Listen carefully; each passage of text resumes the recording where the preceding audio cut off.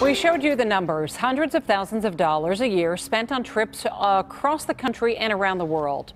Does the Pittsburgh School District need to be spending all of that money on travel? Well, today, the district superintendent, Dr. Anthony Hamlet, defended the spending, telling KDKA Investigator Andy Sheehan it benefits the students. But one board member disagrees.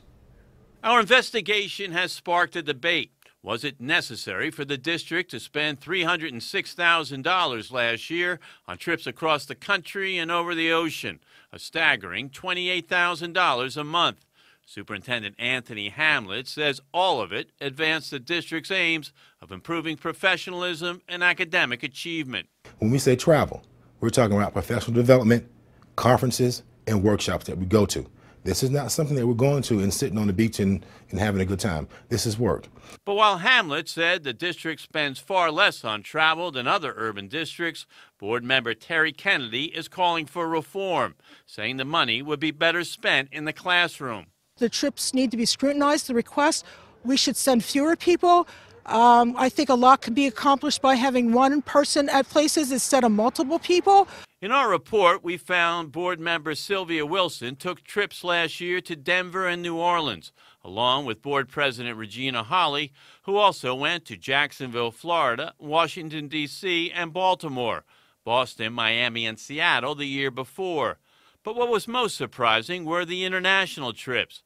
The district sent 15 district staff members to a conference in San Jose, Costa Rica in 2016 at a cost of $23,000.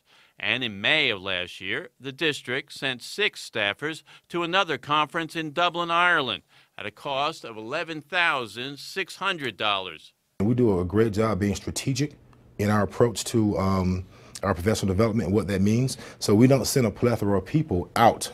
Well, you sent 16 people to Costa Rica. You sent 6 people to Dublin, Ireland. That's a lot of people. Maybe to you, but that was based on what was required at the time. And then there's the question of the superintendent's own travel. Since becoming superintendent in June of 2016, he's taken trips to Miami, Oakland, California, Vancouver, British Columbia, Los Angeles, New Orleans, Washington, D.C., and 3 trips to Chicago, all at a cost of more than $16,000.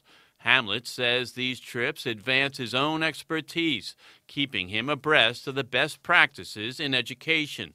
Respectfully, Doctor, people say you come here with expertise. Is it necessary for you to fly all over the country this many times to gain additional expertise? Shouldn't you have that already coming in here? It's interesting you say that. I was just talking to the legislatures and having them understand that as our children should embrace the notion of continuous improvement and continuous learning, so should adults. Your learning should never cease and never stop because this is an ever-evolving industry. We need to continue to be on the cutting edge of what our students need.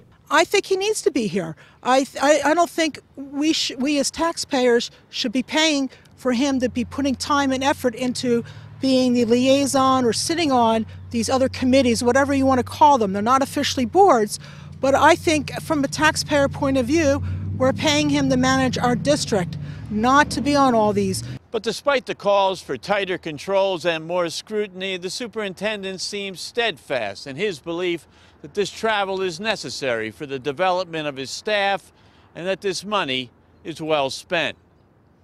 In Oakland, Andy Sheehan, KDKA-TV News.